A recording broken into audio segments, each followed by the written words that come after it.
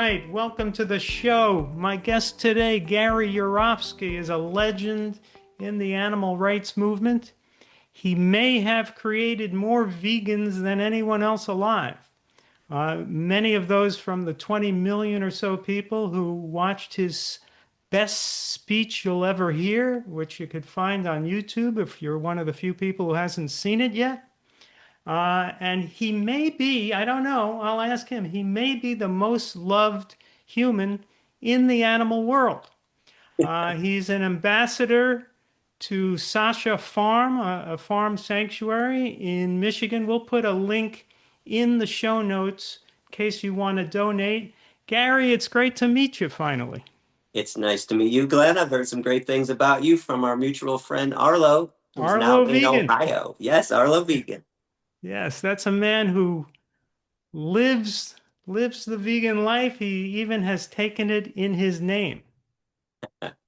I still remember the coolest thing about him when I met him. It was in Rancho Cucamonga when he had Viva la Vegan, the vegan That's right. grocery store. That was amazing. The world's biggest vegan grocery store at the time, I think. It was stunning. In fact, I didn't even find out about it. I was lecturing at a college, I can't remember which one, 5 minutes away, and the student said, "Oh, do you ever go down to the vegan grocery?" I said, "Excuse me? There's a vegan, what do you mean a vegan grocery?" They're like right down the street. I'm like, "You got to be kidding me." And I couldn't wait for my break that day, went down there, and that's when I met Arlo. And wow, yeah, and it wasn't a tiny place like Food Fight. God bless Food Fight, the vegan grocery out in Oregon. It was a nice sized grocery. It was like an Aldi. It Yeah. was a really decent sized vegan grocery. Yeah. I only saw his place in Santa Monica that he also had.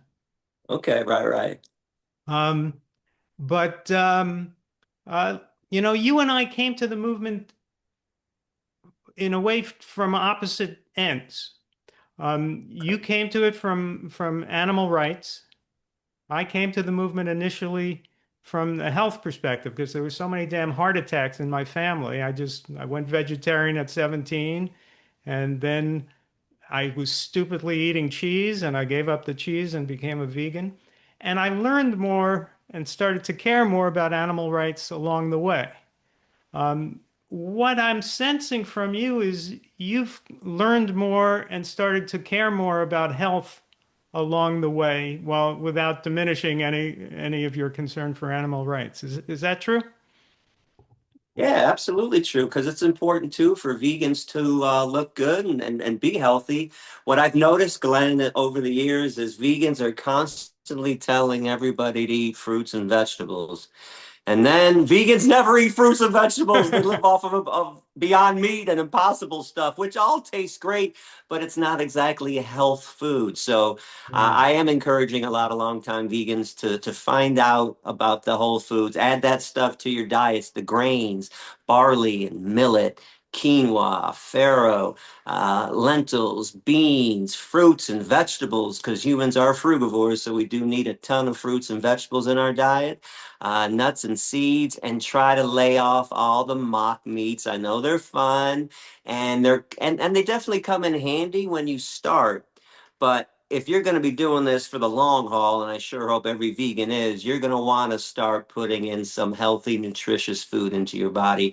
And the longer I've been doing this, now 29 years vegan, man, my body thrives on nutritious food.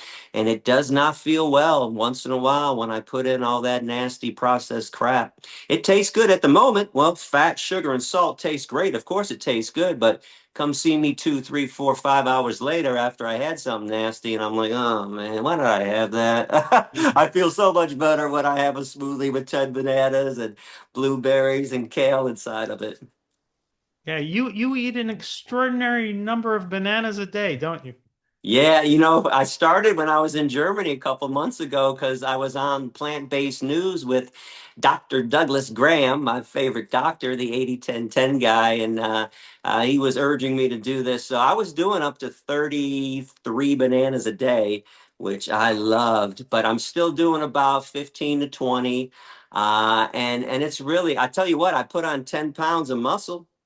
And I was getting stronger at the gym just eating bananas. It So was that's just fabulous. banana muscle you got there? Banana muscle. Now, Now, it doesn't have to be just bananas. If you talk to Doug, you're supposed to do a bunch of different fruits and veggies.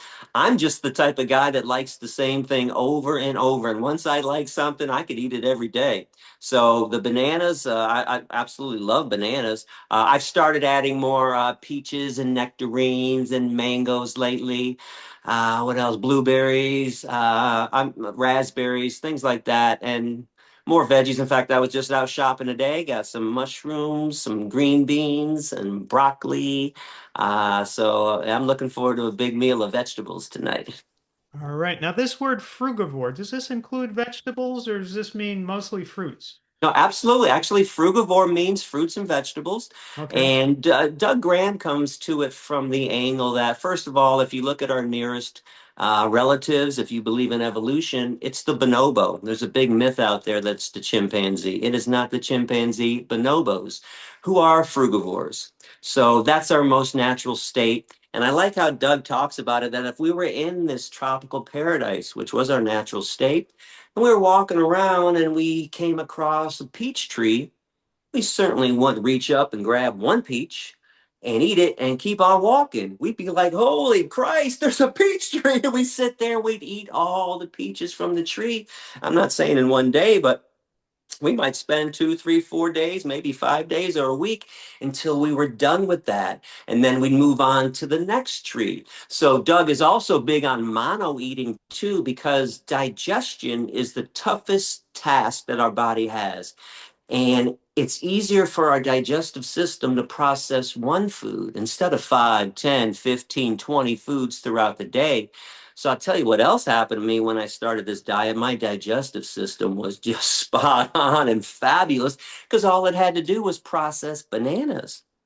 So, and I also want to throw this out there for the people who are always amazed. Even the vegans out in Germany, when I was hanging out with them, like, you're just eating bananas? How many? 30 bananas? That's crazy.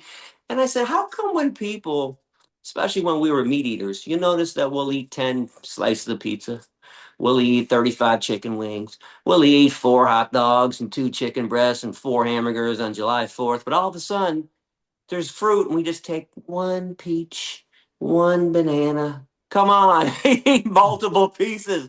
And especially when you're doing a calorie count, because I've converted tons of people over the years, and every once in a while I'll always get that strange email. Hey, Gary, I had a banana for breakfast yesterday and I felt really weak. Yeah, a banana, not even a mouse on a wheel. It's 100 calories. Eat 10 bananas. That's 1,000 calories. Eat 7 bananas. You have to eat enough fruit and vegetables to get that calorie count so you are full. No one's going to survive off one banana, but try eating 20, 30 bananas a day. All of a sudden, man, it's definitely pretty easy. And I was wanting to get up to 3,000 calories because I work out every day. So doing the 30 bananas a day, that was an easy way to get 3,000 calories. See, I would like to do that, but I don't think I can because my body is sugar sensitive Okay. and I love bananas and I'll eat one or two a day. But there were a lot of heart attacks, as I was saying, in my family, and so there's high cholesterol genetically in my family. Okay. So even when I was a vegan who was just having a little too much olive oil, my cholesterol went to 200. So you bring up something. Let me throw this out there for anybody with sugar sensitivities too. So after 29 years of veganism, I am now firmly convinced that fat is the main cause of all of our illnesses. And if you're sugar sensitive, let me break this down. The reason why people have diabetes is because they Right, consume too much fat. Fat right, clogs your blood. Blood can't process sugar. Pancreas can't keep up with the insulin production. Boom, you got diabetes. But if you correct. take the fat out, and I'm talking take it out, reduce it, I don't think people should be eating more than 20 grams of fat per day. And I'm even being generous. I think it should be less than 10 grams. But my father was a diabetic, and I was helping him out with all the low fat stuff. And his insulin intake just kept plummeting and Right. plummeting. And I've cured a lot of diabetics over the years too. You gotta remove that fat. Again, Absolutely, and yeah, I've done that. good, But if good. I have too much fructose, if I have Okay, like a handful of dates right. and some ripe bananas, it seems like the fructose is causing my liver to produce more cholesterol. Okay. Now, we don't know if this is dangerous because this isn't oxidized cholesterol from prime ribs on a grill. This Right. is just my liver producing more cholesterol because it thinks I need it. It's not oxidized. So maybe I don't even have to worry about it. But Yeah. the last time I got my blood test after I cut out the dates and minimized the bananas, it was 140. And if you're Okay. below 150, you're kind of heart attack proof. Right. So I don't worry a lot about having a heart attack because I really don't think I'm going to have a heart attack caused by bananas. But but I would be a little scared to do 30 bananas Okay. a day. Listen, as long as the food is vegan, the truth is Yeah, I never care what anybody eats. But right, if it feels good for people listening out there to eat that much fruit, go right, for it. Go for right, that way. But if it doesn't, just make sure you're eating the whole foods and make sure you're doing beans and lentils. right, These are no fat foods. That's why I highly recommend them too if you're right. not going to go the frugivore route of just fruits and veggies. And by the way, have you noticed everyone's favorite fruit slash vegetable is the avocado? You want to know why? Fat. 32 grams of fat. Yeah, People love fat. Glenn, I tell you what, a couple years ago, I started thinking about some longtime vegan friends of mine that were getting sick. And it was shocking because I thought we were disease proof. And then I started thinking about what is it that we share with meat eaters still, bringing into our, diet. And of course, I went right to sugar. I said, no, you know what? I know vegans that don't eat sugar, and I know meat, dairy, and egg eaters that don't eat sugar. It's not that. I ran down salt, the whole regular list, and then I thought about fat, especially oil. You brought that up a second ago. My God, every single oil on the market, from Crisco oil, nasty Crisco, to supposedly high end avocado oil, they all have 14 grams of fat per tablespoon. But I challenge anybody to find me one person that uses 1 tablespoon of oil when they're cooking. right. Bullshit. They take the bottle, they turn it over. There's 80 to 100 grams of fat right off the bat. Then, if you eat meat, dairy, and cheese and stuff like that, you could add another 300 grams of fat per day. And if you're a typical vegan consuming all the impossible beyond meat, mock meat stuff, you can add another 100 to 200 grams of fat per day. We're consuming massive amounts of fat, and this is what's causing our diseases. I do have Doug Graham back me up on this, and Dr. John McDougall also talked about this, but not a lot of doctors are keen on the fat problem right now. There's way too much fat coming in, but fat is what makes food taste good. In a nutshell, and nuts, by the way, high in fat, in a nutshell, the reason why people love meat and dairy, fat. And Yeah. why people don't like fruits and vegetables? No fat. It's that simple. Fat is that tasty. But once you recondition your taste buds, as all vegans know, once you get over that hump the first few months, all of a sudden, man, all the fruits and veggies start tasting pretty damn good. The grains start tasting pretty good. Lentils and beans and split peas, this all tastes great. And it's totally easy to do, especially when you make your mind up to do this. And if you focus on the animals. We all have to remember veganism is truly about not being involved in animal exploitation. And as long as that's the basis of everybody's vegan life, then it really doesn't matter what you want to put into your body from a vegan standpoint. But I will recommend after 29 years, go the healthy route. You're going to feel better in the long run. Yeah. I mean, even if your whole reason for being vegan is the animals and you want to just fight for the animals, I've had some animal rights vegans say to me, I don't care if something's healthy or not. I just want to help the animals. I'll have my vegan cupcakes and vegan donuts and whatever. And sometimes they're very much overweight. And I'm thinking, well, if you want to fight for the animals, don't you want to live long to do that? And don't you want to be a good example to other people so they want to go vegan too? I mean, you look healthy. People would want to be like Gary Yourofsky, but you know, Listen, this is also part of the reason that I exercise every day as well. yeah, And I had to be in front of a crowd. Let's face it, we live in a superficial world. If I didn't look the part, I don't think people would have listened as much as they did, no matter how good my explanations were, no matter how challenging my points were. I looked the part, and all of a sudden I started hearing guys in the crowd going, "Man, that vegan looks pretty good. He's a pretty big dude for being vegan." And in my head, I'm like, "Yeah, I love getting up at 5 in the morning and lifting weights just so you guys will listen to me more." But I was willing to do it for the animals. And I know a lot of those vegan junk food people too, man. I met them a lot. I mean, hundreds, if not thousands, over the years. And the truth is, I'm not the health police. I don't care what you want to eat, but what you just said, you're not going to feel right in the long run. You could get by at first with all that mock meat and all the mock milks and all the vegan junk food and eat Pringles and Oreo cookies. But come see me in 20 years. Come see Uh, me in 25 or 30 years. You're not going to feel great eating all that junk food. Get to the Whole Foods and you'll feel a lot better. and you know, when you go into a normal grocery store that has a little vegan refrigerated section with the mock meats, and you look at the ingredients, so many of them are made with coconut oil. And I have this theory. Tell me if you think I'm off base here. I think the meat industry is putting coconut oil in the vegan products to try to kill us off. You think that's possible? It could be. Listen, I mean, listen. All those mock meats are high in fat, and again, that's why they taste so great. If people ever wonder, well, how do they make this veggie burger taste like a hamburger? This mock chicken tastes like chicken? Fat, oils, lots of oils, lots of Right. salt, lots of sugar.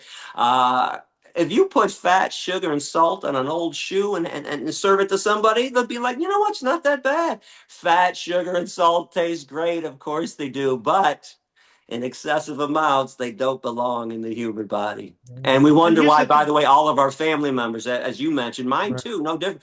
Right. Everybody's sick, right? 1 in 2 human beings die from heart disease. It's definitely not from bananas and blueberries and Right. broccoli causing all that Right. heart disease. Right. And that fat, sugar, and salt that you say tastes good, well, it only tastes good until you adapt your taste buds. And then when you adapt your taste buds to healthy food, I can't eat greasy food anymore. It It's makes true. me feel sick. I'm the same way. It's like, Yeah, oh, this doesn't taste good as it used to taste when I started exactly. 29 years ago. Yeah. Exactly. I'm the same. In fact, the veggie burger that I started eating last year, there's a new one on the market. It's actually, and it's called Actual Veggies. And guess what? It's Yeah, made with, that's good. it's That's a good clean. product. It's like 7 or 8 vegetables in there. It's Yeah, super it's low in clean. fat.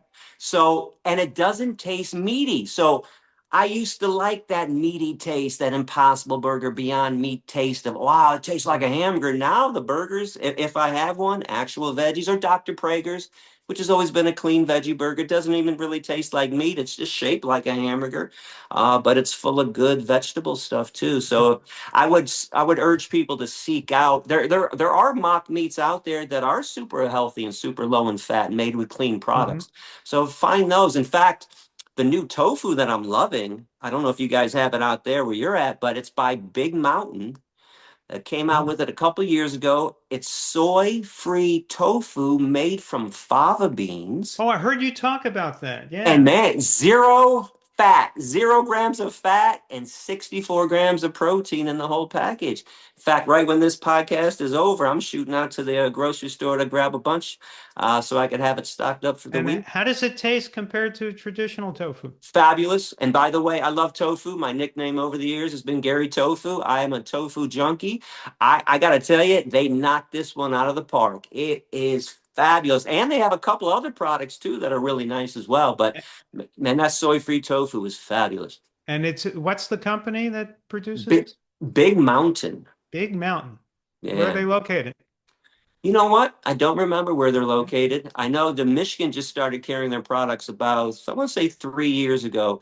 And Okay. and I keep getting emails every few months where people keep finding a new product from this company. Somebody sent me something the other day that they're making mushroom bites now. And Okay. it's very clean. I think mushrooms are the only ingredient. So check out this company. And they have a lion's mane burger as well, and lion's mane Oh, I've seen mushroom that. crumbles as well. Yeah, very cool company with very clean products. All right. Now, I was saying before that we came to the movement from opposite angles. I started from health, you started from animal rights, but also I came to the movement as a writer. You came as a lecturer. And your speech, the best speech you'll ever hear on YouTube, which I first heard years ago, and then I reviewed it in the last days. Just a terrific speech. But here's my question to you as a writer. I've got to know. Did you write it down first? Well, so my earlier versions, so that was 2010. I was Mhm. lecturing full time 2002. And by the way, for the record, I didn't come into this movement as a lecturer. Lecturing found me. I just came in. Mhm. I didn't even know. I just heard what was going on and made me so upset I had to speak up. So I was doing tons of civil disobedience when I first Right. started getting arrested intentionally. And I broke into the mink farm in Blenheim, Ontario in 97. It was after I got arrested. I was in the news all the time. A couple professors and teachers contacted me and said, "Hey, Gary, you want to come to our class and tell us why you're always going to jail for the animals?" And then when I gave that first talk at Canton High School in Michigan for 800 students, it was extemporaneous. How about that? Nothing was written down. And I really didn't expect anything but F you, get a life. That's all I ever heard on the street from people. And when I finished the speech, I kind of put my head down, preparing for the onslaught of vitriol. And instead, I heard claps. And then there was a standing ovation. And it melted my brain to a degree because I'm like, wait a second. Oh my God, education. They don't know. Gary, you didn't know. You have to go out and teach. So then I started doing lectures. And yes, all of my earlier talks, I would write them down and I would practice them for the whole summer for months and months. I tweaked them down to every single word had to be perfect, kind of like a Key and Peele skit. By the way, two of my favorite comedians, if you ever watch their stuff, every single word is perfect. So I made my early speech is so perfect like that. But then I became an expert at lecturing and I didn't write much down after that. A lot of that speech, most of that speech, that Georgia Tech speech was a freestyle. And not Mhm. only was it a freestyle, I had different versions in my head. When my brain was working properly, and I say this because after 29 years, society has made me crazy and my brain has melted. But when I was at the top of my game, each issue that I wanted to touch on in my head, as I was speaking, I was able to see 5, 10, 15 different ways to say it. And I had a sarcastic way of saying it in case the crowd was sarcastic. I had a funny way of saying it, like George Carlin would say it if I had to be humorous to get the crowd's attention. I had a Mhm. serious way. So I had different ways of saying it, different points to make, and I was able to grab different points as I was speaking. That was the crazy skill that I had. And you wouldn't know I was doing this. I was Right. still lecturing as I'm looking in my head at a Rolodex of different ideas to drop into place. In fact, there were two parts of that speech that were great freestyles. The one part when I was talking about spinach doesn't shit, Right. where E. coli comes from. I was in the car that morning driving to Georgia Tech. I hear on the radio that there was a recall of spinach because of E. coli, and they're blaming spinach. And I said, you know what? I'm so tired of plants getting blamed for all the E. coli. Say something today about spinach not shitting. And that's the only idea that I put in my head when I got to the part. That's what spinach does shit, broccoli does shit, and the crowd's laughing, and I'm interacting now. So that was a freestyle. And at that point, too, after I showed the slaughterhouse videos, I would force myself to say whatever was on my mind.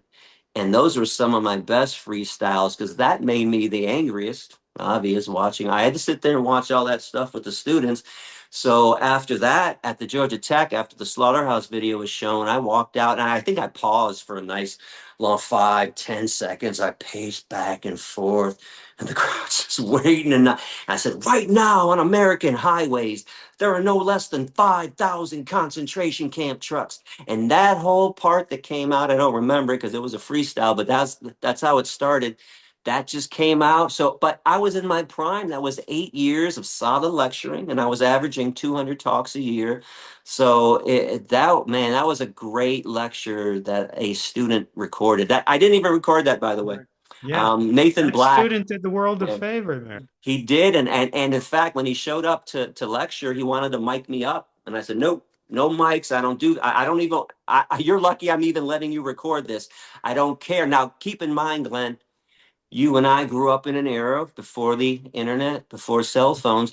I did not grow up documenting everything that I ever did like the kids of nowadays. I didn't want to take a Yeah. picture of every meal. So I wasn't even documenting my speeches. Over the year, I gave 2,600 talks. I think there's only 15 on tape. And those were because the professors were taping it. So I wasn't out to document it. But thank goodness Nathan Black came out and recorded it. But I turned him down for the mic. And I told him, I'm like Pavarotti. When I start speaking, you don't need a microphone. I'm loud enough. Trust me. So that Hmm. speech was also without a microphone, no lights or anything like that. And he Right. was just standing on the side with his cell phone recording it. Is Nathan a vegan to this day? He is a vegan to this day, yes. And I had Mhm. converted him the year before. That's why he contacted me. He knew I was coming back. Once I lectured Glenn in somebody's class, more than 90, 95% of the time, they brought me back always. So this Mhm. professor, Hans Klein at Georgia Tech, I spoke in his classes from 2002 to end of 2014 till I stopped speaking. And so he contacted the professor and said, "Is Gary coming back?" He said, "Oh, yeah, he's coming actually in 2 weeks." And then he contacted me. Can I come and record it? So I'm really glad that he did, obviously, because that speech ended up changing the world to a degree. Yeah. Now you did something like 2,700 lectures over It's 20 crazy. years, was it? Yeah, actually, it was so so from like the late mid no, I'm sorry, late '90s. I'd say from '97 through '02, I did about 110 talks, but that was just in Michigan, Ohio, places I could drive Hmm. to close by. But then I decided to take it nationwide in 2002. So from '02 to end of 2014, it ended up being about 2,660 talks. Again, I was doing 200 a year. One year I did 263 talks, and it was rarely one talk a day. I was doing two, three, four, five, sometimes six, seven talks in one day. I mean, if I had a professor wherever, University of Central Florida, University of Akron, they were doing three, four classes themselves. Well, I followed them around. I did every class of theirs. And then a lot of times there was such a buzz on campus when I was speaking and when I was present, professors would find me or come to the class and go, "Hey, Mr. Yourofsky, I got a class after Professor Gotzia's class. Can you come do my class too?" And was I going to say no? As hungry and tired as I was, I'm like, "Yeah, what time is your class?" They're like, "It's from 5:30 to 7." I'm like, and I just did four talks. I'm like, "Okay, can you just run to the cafeteria and grab me two bananas or something?" And yeah, I'll see you at the room, whatever, 112. And so I would get a lot of on the spot talks, professors. Hey, come to this class, come to this class. It was great. I really miss those days because the coolest thing, Glenn, I got to see change in 60 minutes right in Yeah. front of my face. And it was rare. It's rare for vegans to be able to see somebody changing because all my talks started out the same. Arms were crossed. People were pissed that I was there. Nobody welcomed me with open arms. But 10, 15 minutes in, got some open arms. All of a sudden, the arms were uncrossed. Then I started dropping some sarcastic humor. Now they're laughing and giggling with me, and we had this good rapport going. And by the end of the speech, it started like this, and it went kind of like this. Yeah. And I was converting about 50% of the crowd. Professors did surveys and told me at minimum it was 15 to 20%. And I only had about 15 or 20 bad lectures every year. Bad lectures, I say, well, they turned into a Jerry Springer show during Q&A. I didn't start them. They started. They freaked out. But I was averaging 200 a year. And if only 15 or 20 were turning into a Jerry Springer show, damn, I was hitting it out of the ballpark. Yeah. And I'm not saying I converted everybody else, but there were no divisive comments in all the other classes. It was a nice Q&A. Tell me more, give me more information, which is the proper response after you hear about something that you don't know about. Tell me more. And that's all I wanted to do was inform people I didn't want to fight. Fighting was draining, man. It took a lot out of me. I didn't want confrontations, but I was willing to stand up for the animals. So if they started it, I finished it. Well, it's understandable that after more than 10 years of that, traveling around, not getting much sleep, doing lecture after lecture, you burned out. Big But time. but my question is, you burned out for a long time. It's been like 8, 10 years that you've been off the circuit. So two questions. Why so long and what made you come back? Well, I never planned anything. From activism to not being active, I knew by the end of 2014, my brain was melted. I was burnt out. I never focused on myself, taking care of myself. I was preaching for the animals, but I wasn't feeling well. My body was inflamed. I wasn't sleeping. I only slept 2 hours a night. 2 hours for close to 20 years and doing all those lectures and traveling to all those places, doing 4 talks in New York City, jumping in the car, driving 7.5 hours to Akron because I had a lecture at 7:30 the next morning. So at the end of 2014, I just had to back down and back off, and uh, I just had to focus on myself. So to be honest, I didn't think I was ever coming back. I thought I was done. My activism days were over. I put in my 20 years, and that was that. So what brought you back? Well, the universe, I'm paying attention. I'm always paying attention to the universe, and I converted so many people over the years. There's this wonderful activist in Frankfurt near Rosenfeld. He heard my speech 2012 or 13 when I was in Israel doing those Israeli tours, and he went vegan overnight. He had three meat establishments, meat restaurants, Wow. closes them down for 30 days and converts them to vegan establishments. And now he's got seven and they're Wow. thriving. And his daughter Zoe just opened an eighth one a couple months ago. So Near had been wanting me to come out to Frankfurt and visit. So now, mind you, I'm a homebody. To this day, I'm still a home. My whole goal in life is to get back home. When I leave for the gym every morning, I'm like, I can't wait to get back home. So, so I decided to call Near. I had his number, and I said, "Don't get too excited. I'm considering flying out to Frankfurt to visit. Can I stay with you if I decide to come?" And of course, he's like, "Oh my God, you're coming!" I'm like, "Calm down. I didn't say yes." So he says, "Of course you can stay with me." Now get this, I hadn't talked to just about anybody for close to 10 years. Uh, Although I did talk to Paul Bashir, Anonymous for the Voiceless, a couple of times. He was a good activist friend of mine, but I hadn't talked to him probably in 5, 6, 7 years. He calls me out of the blue, wants to, shoot the shit. And we start talking. So I say, so what are you up to? Where's your next big demo?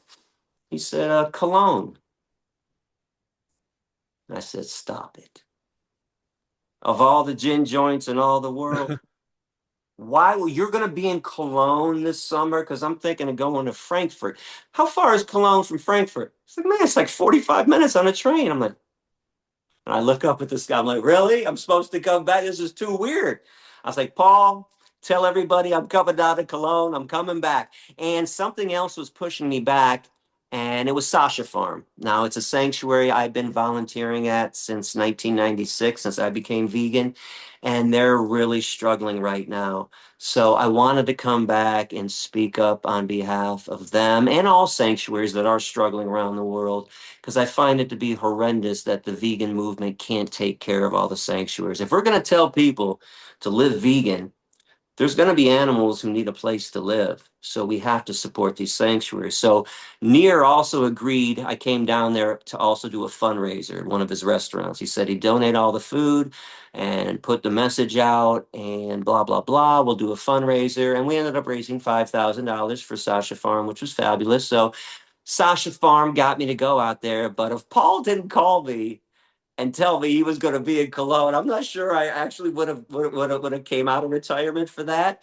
But I tell you what, it felt really good, and it feels really good to be speaking up again and speaking out. I got a lot of stuff I want to share with people.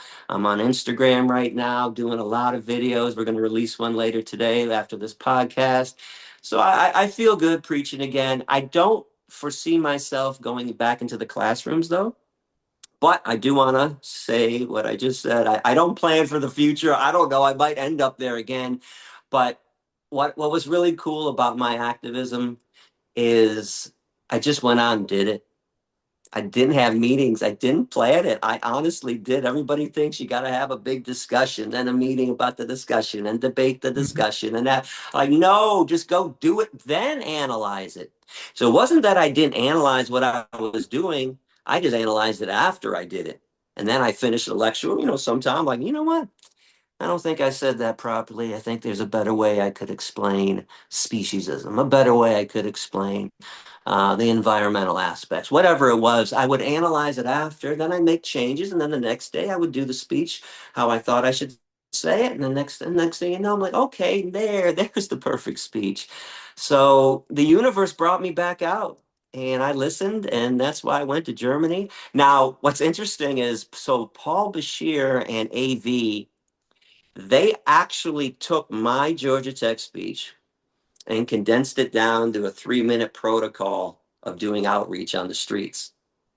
So they took my lecture to the Mhm. streets.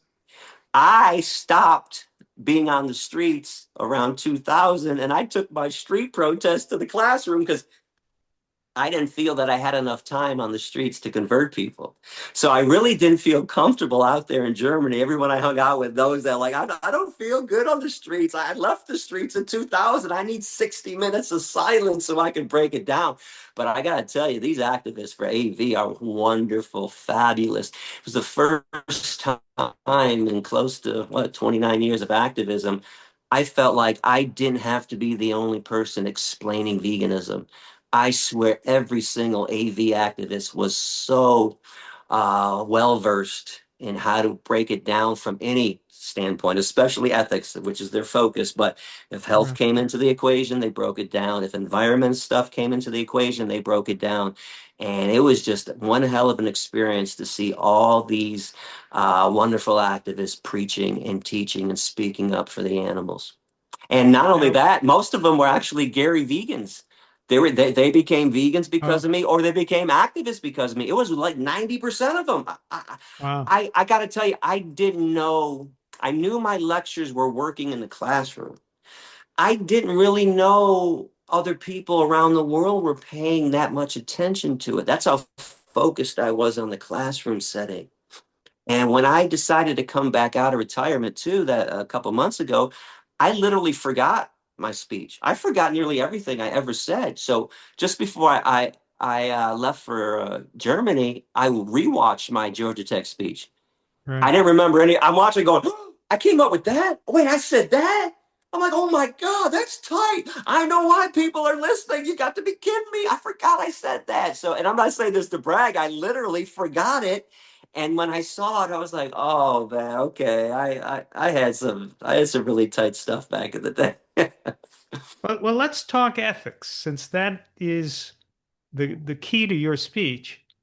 And you make the point that's hard to argue with. I certainly wouldn't argue with it, that animals have a right to live. They have the same right to happiness and, freedom of movement as we humans do. Do you apply that to insects as well? Do you step on spiders? I do not. And spiders terrify me for the most part, but I understand it's my fear. Some people I know love spiders, pick up spiders. So, all spiders in my house, if I decide to even take them out nowadays, because I'm really cool and fascinated with the insect world, I catch them in a cup, put a little glass around them, slide a piece of paper underneath the glass. I'm like, okay, buddy, you're going to have to go outside right now. So, all insects get taken outside, and I am fascinated with the insect world. The longer I live, the more I'm digging how rational insects are and how they really get a raw deal. And bees, man, I absolutely adore bees. Can I tell you a quick bee story I never get to Sure. tell? So, with all the weather problems in the world, all the climate shit that's going on, all of a sudden we're getting warm winters, and there's like midwinter, all of a sudden there's a day where it's 80 degrees. And then it plummets back down, 10 degrees. Well, last year it was doing that several times, and it was still February. Well, I went outside to change the bird bath water, and it was frozen solid, and there was a dead bee on top of it. I'm like, oh man, this poor guy thought it was summer because it was 80 degrees the day before. He got tricked, he got duped. And this is why it's important that we take care of the earth and the environment. The animals sometimes are working on different levels and different senses where they sense that, oh, okay, it's spring. All of a sudden it's time to come out of hibernation. Well, this poor bee, and I was touching him. I mean, he seemed dead to me. I touched him, I pushed him. I'm like, oh man, this poor guy. So I pick him up and I take him inside. I put him in a plant area where I have plants and it's where the sun hits perfectly. And I thought, well, what if I could bring them back to life? You know, like when people fall under the ice water and they're down there for 20, 30, 45 minutes and all of a sudden they bring them back to life. So, well, maybe he was frozen solid, that his inner organs were still going to be okay. Well, sure enough, about a half an hour later, he comes back to life. It was a Shocking. cryogenic bee. Yes. And I wanted to keep them in the house. Now, I love bees so much. I keep saying every year, I'm going to bring them inside during the winter. I Hmm. get along so well with bees. Well, he started buzzing around frantically. I'm like, no, you're going to stay in here right now. There's not even any flowers outside. Just stay. Well, he started hitting the window and I could see he was freaking out. I'm like, oh man, okay, I'm going to take you out. So I took him out to my compost area. At least there was tons of fruit peels and fruit leftovers. I was like, stay here, right here. I put them right on top of it. Next day, I'm out changing the bird bath, and I swear I get buzzed 4 times. Somebody flies around my head real peacefully. And I'm like, is that you? I swear he came by to say thanks. And I'm like, and so listen, I think insects get a raw deal, and I think they're as intelligent as every other animal on this planet. Uh-huh. As human beings who I challenge our intelligence of technologically we are brilliant, but ethically we're on par with parasites. But man, the insects of the world are just fabulous. And oh, I had some huge grasshoppers that were like this big at a house I had about 6, 7 years ago.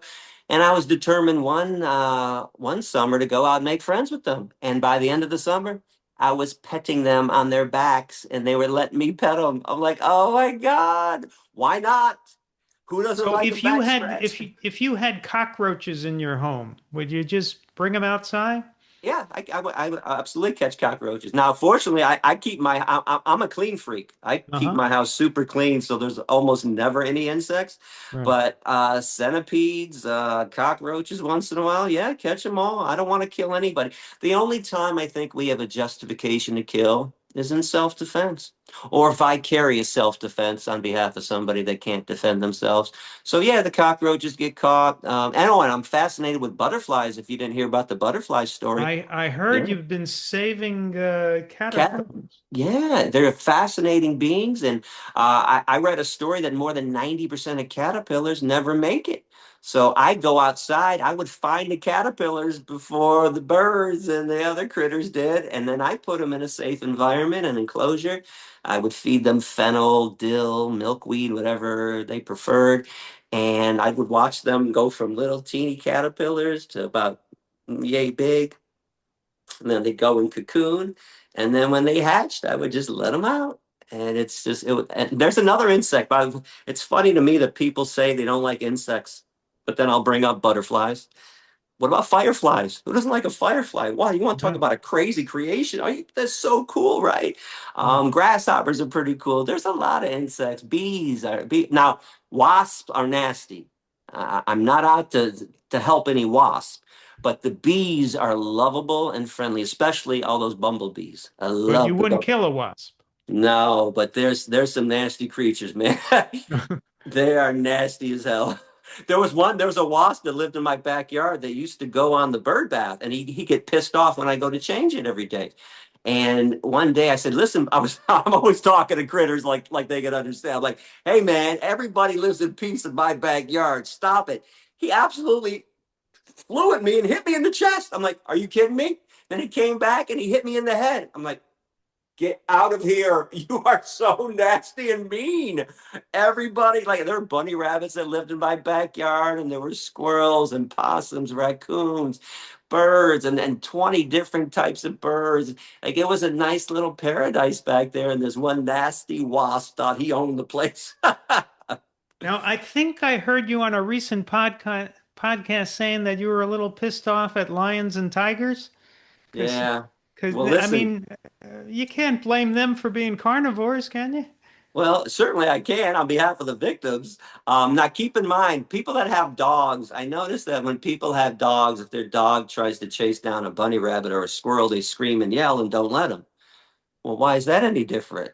Why, how come your dog can't be a carnivore? See how we pick and choose who to let off the Yeah, but hook? what do you expect the lions to do? Well, the lions can grow and evolve like everyone else has to grow and evolve.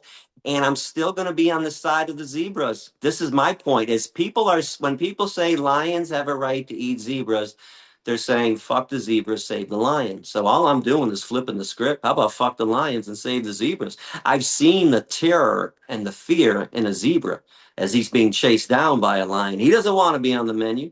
Antelope, they don't want to be on the menu. Did you ever see the South Park? Not South Park, the not Kruger Park with the buffalo and the lions. They had this standoff years ago. Go online, punch in Kruger National Park, buffaloes versus lions. There's a pride of lions. They chase down this small group of buffaloes and they go after the baby.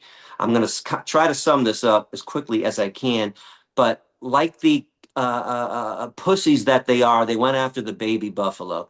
They grabbed the buffalo, they roll over into the lake that was nearby, and now they're trying to pull the buffalo out of the water, and some alligators come up and they're having a tug of war with this baby buffalo, this poor baby, which by the way, survives at the end. Good story. So now, as the other buffalo run away, I'm saying to myself, first time I saw it, no, what are you leaving for? Stand up and fight. Little did I know, they went and got the cavalry. All of a sudden, around the bend, not 100, not 200, not 300, 4, 5, 600 buffalo come running around the bend and they surround the lions. Now, all of a sudden, for a slight second, you start to feel sorry for the lions because they're about to get fucked up. And the alpha buffalo comes over and he bends down and he flings the one lion 12 feet up in the air. Get the hell out of here. And they scare the lions away. And this is proof. The buffalo, the herbivores don't want to be on the menu. And I don't like that everybody acquiesces to what the carnivores want. Lions can live off of plants like everybody else. I think they're as What? stubborn. I think they're as stubborn as everyone else You when they're think that like, lions can survive off plants? absolutely. If every nutrient from the earth comes from the plant kingdom, they can get it from the main source too. And there's proof. There's actually a famous lion named Tyke. He was a Hollywood lion in the 1950s and he refused to eat meat. And this is a well-known story. It's actually on my website. Quick background on this story is the Tyke's caregiver. He had a friend who ran a small zoo. He goes to the zoo one day to watch the mother lion give birth. Well, she gives birth. She picks up the baby and throws him against the cage. Now, of course, everyone's first reaction was, "Oh, they're savages. Look what they're doing to their own babies." Well, I connect well. I connect much better with animals than most people do. And my first thought when I read this was, no, she didn't want her baby to have to live the life that she lived in this cage on display. Think about like maybe what a Holocaust mother would do if she gave birth. I can kill my baby right now, or I could let the Nazis kill my baby, torture my baby, experiment on my baby. So I think it was the same mentality. Anyways, the baby doesn't die after she's tossed against the cage. The guy reaches in, grabs the baby, and says to the owner of the zoo, "Can I take this baby home and take care of him?" Because, of course, she doesn't want him. He takes Tyke home, and Tyke refuses to eat meat.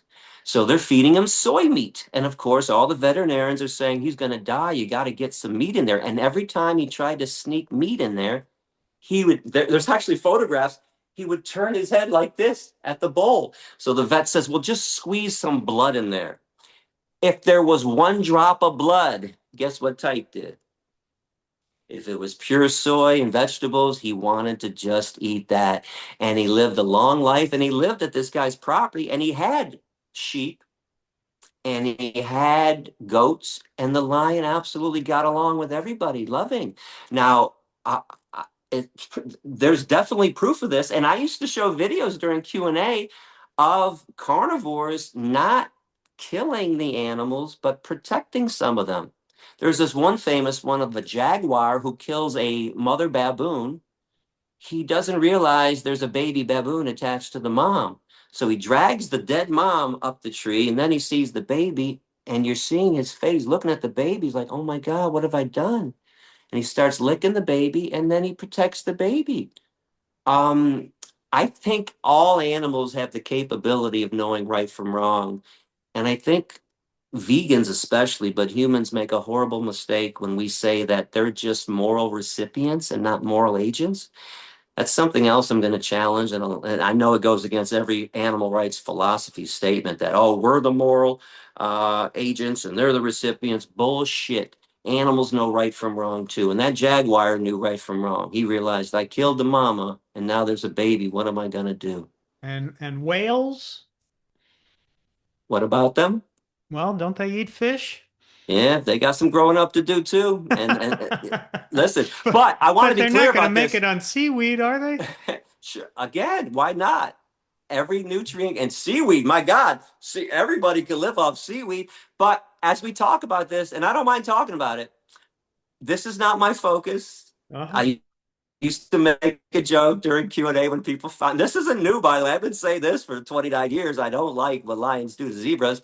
But I said, I'll tell you what, when you guys all stop eating animals, I will fly to the jungles of Tanzania and try to convince lions not to eat zebras. But it's not I don't speak lion. I don't speak hyena. I don't understand. I wish I was smart enough to speak their language. Right now, I'm concerned what we're doing. But listen, again, if you had a dog, you would not let your dog attack a rabbit or a squirrel in your backyard. And think about this. What if a wolf or a coyote or a bear got into your backyard and tried to attack your dog or your cat? Nobody says, well, oh, well, circle of life, survival of the fittest. All of a sudden, you're jumping in to help them out. So to me, there's a disconnect from the zebras and the antelope. We're saying, screw them. We don't know what that's. We're saying that because we don't know zebras.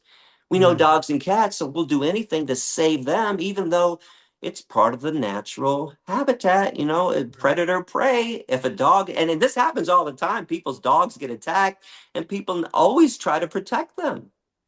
I just want to take that further. But again, not until humans stop killing all the All cows, right. pigs, chickens, and turkeys. So let's get back to the humans. Let me ask you this question. Do you have many friends who are not vegans? Well, I have one friend. We've been friends since we were 8. I have tons of acquaintances at the gym who are not vegan, yes. Uh, all the people that I hang out with, go out to dinner with, lunch or something like that, they are vegans. Those are the people that I hang out with. Um, it's not that I can't get along with non-vegans.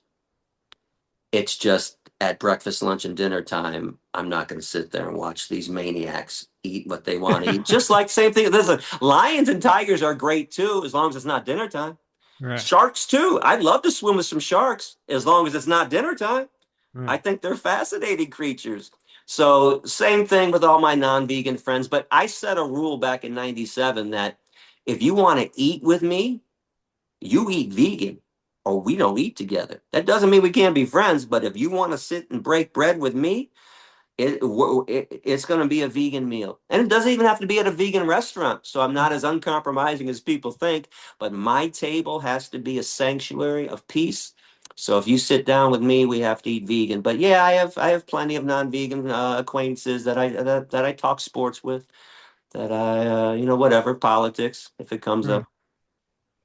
Right. And do you, you know, you use the word Holocaust, and I used it, I just made a movie, as you know, and I used the word Holocaust in the movie. I have a character say, it's a Holocaust for the animals. And then his cousin says, oh, don't compare. And he says, okay, okay, maybe animals don't count as much as people, but you see, they don't see it that way. So as you know, it offends a lot of people to make the Holocaust comparison. And yet, the reality is that animal agriculture physically, this is just indisputable, physically resembles the Holocaust. We have these concentration camps for animals. We have enslaved animals. We have tortured animals, and we kill animals. The same thing the Nazis did to the Jews. So physically, it's the same thing. It's indisputable. What can be disputed is some people say, well, the animals don't, we don't value animal life as much as we value human life. And it's an insult to Jewish people or to people who were victims of the Holocaust to compare pigs to them. So it clearly offends people when that comparison is made. And yet physically, it's an apt comparison. Um, how do you react to the people who get offended by that? Those people would get offended at anything. It's a disingenuous offense that they're claiming because I've said it before. And by the way, when I've used it, nearly everybody has understood it. I think you have to say it properly, explain it properly, kind of like what you just did. I mean, we're shipping Mhm. animals to the same gas chambers. And by the way, yeah, gas chambers are now the main method of killing pigs and chickens on this planet. But we ship them to the gas chambers in the same trains and trucks that we used to ship Jews to as well. It's the same mentality that you think the victim doesn't count and only the victimizer matters, that the oppressed doesn't matter. It's all about the oppressor. It's about human supremacy. But the people that became offended over the years with Holocaust analogies I made, or slavery analogies, or whatever, made them offended, I would say, okay, well, tell me what I can say to make you unoffended so you'll change. And of course, they'd freeze. And I say, oh, so the truth is, there's nothing I can say that'll make you listen. You just want to scream and complain about Holocaust. So, because I've said, okay, I take it back then. It's not a Holocaust. Will you go vegan now? No. Well, so we have to be careful when you're talking to people that aren't ready to hear the message, that don't want to open up their hearts and their minds and use logic, decency, compassion, and be ethical beings. There's nothing you can say. Now, I was in Israel. I added Holocaust analogies during my 2012 and 13 tours, and the media reported that I converted between 5 to 10% of the entire population, and it was based on Holocaust comparisons. And I would tell them, how dare you sit there and say never again, especially in this country when you're doing it 24 hours a day. They listened. Now you got to say it with authority. You have to be able to back it up and explain it. So I'll say this, if you're not prepared to stand up and fight for this analogy, don't use it. There's plenty Mhm. of other ways to say it. You can just say it's a massive killing, it's a massacre. You don't have to Mhm. make Holocaust or slavery analogies, but the more I analyze it, it's the exact same thing. And the truth is, I'm actually offended that humans I'm actually offended that we compare animals to humans. I think animals are much better than humans. That's the offensive thing to me. That Mhm. people will say, "Oh, well, I'm offended. You compared a pig to a Jew. Well, I'm offended. You compared a Jew to a pig." And I'm Jewish, by the way. I can say this shit. Uh-huh. So I was able to get away with a lot more things. But that's what offends me, that humans think they're more special than animals. That's some speciesistic racist stuff. And when I say racist, the human race versus the animal race nonsense. That's the biggest form of racism on the planet. And Isaac Bashevis Singer, who escaped concentration camps, talked about that. And there are dozens, if not hundreds, of concentration camp survivors of Jews that became vegans and vegetarians because they lived the life of these animals. They knew what it meant to be treated like nothing, like their lives didn't count and didn't matter. And that's exactly what we do to animals. So it's not about how the victim looks or acts, it's the mentality that people have to analyze. And when Nazis are walking around claiming to be superior than Jews and blacks and mentally retarded people, let's not forget, Hitler killed a lot more people than just Jews. Humans have the same mentality in general. Meat, dairy, and egg eaters are walking around thinking, oh, I'm better than a cow. My life is more valuable than a pig, than a chicken, than a turkey. Well, I think the cows, pigs, chickens, and turkeys disagree. Each being values their life as much as humans value theirs. We just don't want to analyze it from the victim's point of view, but that's something I brought up during my speech. We have to analyze animal rights issues from the animal's point of view, from the victim's point of view, not from the victimizer's point of view. When the victimizer is looking at it, well, it's easy to justify rape, slavery, torture, and murder. It's always easy for a victimizer to disregard the victim. Mhm. Put yourself in their position, though. All of a sudden, things look a lot different from that angle. So I think all the analogies are completely valid, and slavery ones too, and the word rape. I mean, if listen, we Yeah. all female animals in the meat, dairy, and egg industries are raped. They're artificially impregnated. The males are raped too. Electroejaculation to obtain sperm. That's a male version of rape. So we're raping these animals every day. We're treating them like nothing. We actually plan their execution before they're even born. You want to talk about being treated like nothing. Humans have no idea what it's like to be treated like nothing, and there are humans that have been treated as nothing. Jews and blacks and women, children. You know, for eons, there are groups of beings that have been treated like nothing, but nobody's got it as bad as the cows and the pigs and the chickens and the turkeys. This has been going on for longer. In fact, we learned how to oppress, enslave, rape, and kill human beings because we practiced on the animals first. They were the first victims of slavery, the first victims of a Holocaust. And this is the longest running Holocaust, too. I don't know when it's going to end. I used to think, Glenn, it was going to end in my lifetime. Highly doubtful. And it breaks my heart to think about it. Highly doubtful this is going to end in my lifetime. I'm not even sure it's ever going to end, but it needs to end at some point. And quite frankly, I don't care if it ends because all human beings on this planet die off. That's how disgusted I am at the human race about what we do to the animals and the earth itself. And as George Carlin once said, maybe the earth, when it's had enough of us, is going to shake us off like a bad case of fleas.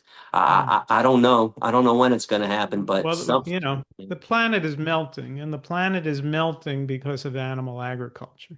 And this myth keeps being propagated that the only reason the planet is melting is because of the burning of fossil fuels, which is so preposterous that it amazes me that people can keep promoting this. Of course, yes, the burning of fossil fuels does warm the planet, but it's this much compared to chopping down 3 trillion trees in order to graze cows.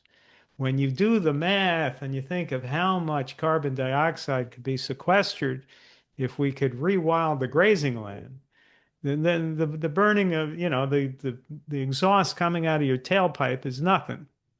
So, and not only that, but the burning of fossil fuels puts some sulfur particles in the upper atmosphere that are actually cooling the planet. Yeah. So if we stopped burning all fossil fuels tomorrow, the planet would actually warm because we would lose those sulfur particles. So it's just preposterous that they won't address the leading cause of climate change, which is animal agriculture. And this is what my friend Silas Rao talks about all the time. He was just in Brazil at COP30 to try to get the case out. But you see, people, some people are in the movement for animal rights. Some people are in the movement for health. Some people in the movement for the environment and the climate.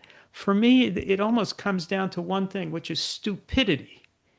How can a species be so stupid that we would chop down the Amazon, the lungs of the earth, to put cows on the land, to graze the cows, to destroy the forest, and then eat the cows, kill them, ship them to the United States, eat the cows in order to get heart attacks. Like, who would devise this system? let's destroy the lungs of the earth to give ourselves heart attacks. So it's the stupidity that gets to me. Yeah, it's listen, there's no doubt we're cutting down the rainforest for grazing land and or to grow corn and soy and wheat, not for human consumption, To feed the animals. to feed back to the cows, pigs, chickens, and turkeys that everybody wants to eat. 50% at least of the world's crops are used as animal feed, and all the chemicals we're putting on all these crops to grow them. We're certainly not growing organic soy and organic wheat and organic oats to feed to the animals. We absolutely just we're the only species that destroys its own home at this rate and just makes excuses after excuse to keep on doing it and not to reevaluate. And what's so wrong with evolving and growing with compassion and kindness on top of it? We all walk around acting like gods and goddesses, like kings and queens, just killing everything in sight. And one day there's going to be nothing left, including us. Which is going to, the biggest shame. I really don't care if humans, I just said it, die off. But the problem I have is we're probably going to take all the animals with us and probably going to destroy the earth in the process of killing ourselves over a frickin' hamburger that nobody needs, over a frickin' piece of steak that nobody needs. People's habits and traditions are just destroying this planet and their egos. You know, Glenn, the longer I live too, I believe selfishness is going to be the downfall of human beings. We only care about ourselves, making ourselves happy, pleasing our own taste buds. As a vegan, I'm sure you feel the same way. I'm now concerned about the animals, how they feel. I don't think my life is more important than a spider, than a worm, than a bird, than a cow. I value all of the creations out there and find them to be way more civilized than human beings are. We like to act like we're civilized, because we write symphonies. But by the way, animals do symphonies without any studying. They didn't have to go to school and learn how to play instruments. They have natural instruments. Listen to the crickets. Listen to the birds, right there. People always say, "Oh, Gary, what humans create symphonies? Aren't we smart?" What animals been doing symphonies long before we were? What are you talking about? You've got to be kidding me. So everything we think we do so much, there's only one thing we do better than them, technology. But we need it. Isn't it funny? Whales can travel thousands of miles without GPS. They got a built-in GPS, right? All these birds, all the butterflies can fly from America to Mexico without a GPS system. They just know which way to go, and they always get to where they're going to. Well, you take the GPS out of people's hands today, they wouldn't know how to get down the fucking street. It's so ridiculous that we think we're so smart because of technology. And I'll give us credit. I'm pretty amazed at the technological advances that humans come up with. But I would take a bunch of technologically illiterate human beings who are compassionate over the technologically advanced human beings right now that have no compassion and no empathy whatsoever and no concern for the earth that we live on. All right. Well, Gary, it's been great to get to know you. Um, you want to uh, tell us anything about what's next for you, or you don't know?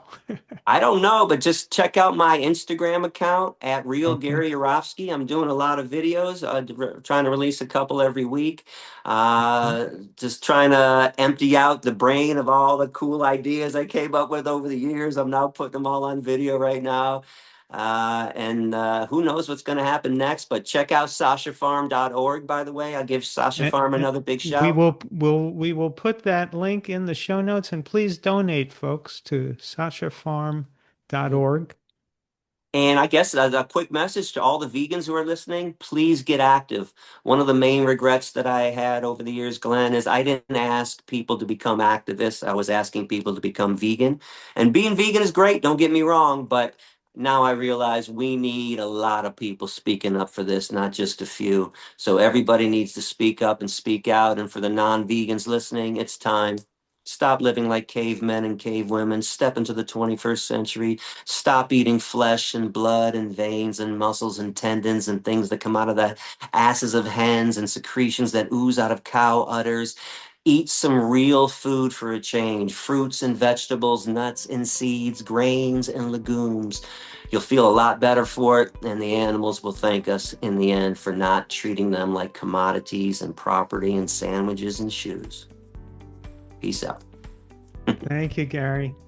Thanks for Okay. joining us. Thank you, Glenn.